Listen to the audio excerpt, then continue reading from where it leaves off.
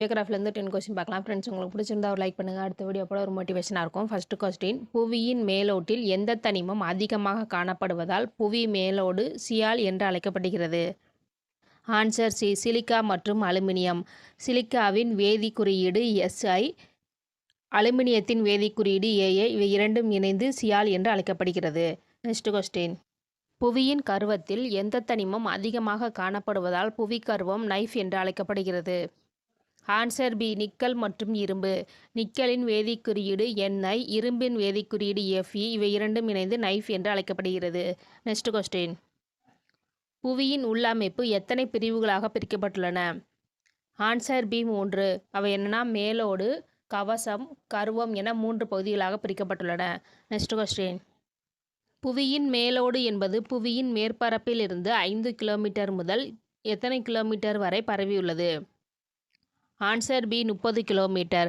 புவியின் மேற்பரப்பில் 5 கிலோமீட்டர்லேருந்து அதனுடைய ஆழம் 30 கிலோமீட்டர் வரை உள்ள பரப்பளவு புவி மேலோடு என்று அழைக்கப்படுகிறது. நெக்ஸ்ட் கொஸ்டின், கவசத்தின் தடிமன் எத்தனை கிலோமீட்டர் வரை உள்ளது? Answer A, 2900. புவியின் மேலோடு 5 கிலோமீட்டர்லேருந்து 30 கிலோமீட்டர் வரை உள்ள பரப்பளவு புவி மேலோடுன்னு பார்த்தோம். இந்த 30 கிலோமீட்டர்லேருந்து 2900 கிலோமீட்டர் வரை உள்ள பரப்பளவு புவி கவசம் என்று அழைக்கப்படுகிறது. நெக்ஸ்ட் கொஸ்டின், கூற்று 1, உட்கருவம் திடநிலையிலும் வெளிக்கருவம் திரவ நிலையிலும் உள்ளது. கூற்று 2, புவிக்கருவத்தில் அதிக அளவு இரும்பு இருப்பதே புவி ஈர்ப்பு விசைக்கு காரணமாகும். ஆன்சர் சி, கூற்று 1 மற்றும் கூற்று 2ம் சரி.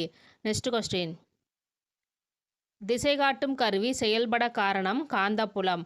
கூற்று 2, புவி தன் அச்சில் சுழலும் பொழுது திடநிலையில் உள்ள உட்கருவத்தின் மேல் திரவ நிலையில் உள்ள வெளிக்கருவம் சுழல்வதால் காந்தப்புலம் ஏற்படுகிறது. ஆன்சர் சி, கூற்று 1 மற்றும் கூற்று 2ம் சரி. திசை காட்டும் கருவிகள் செயல்படுவதற்கு காந்தப்புலம் ஒரு காரணம். அந்த காந்தப்புலம் எதனால் ஏற்படுகிறதுனா, இந்த படத்தில் உள்ள அந்த நடுவில் இருக்கிறது தான் ஃப்ரெண்ட்ஸ் உட்கருவம். இந்த உட்கருவம் திடநிலையில் இருக்கும். அந்த திடநிலையில் உள்ள உட்கருவத்தின் மேல் திரவ நிலையில் உள்ள வெளிக்கருவம் சுழல்வதால் இந்த காந்தப்புலம் ஏற்படுகிறது.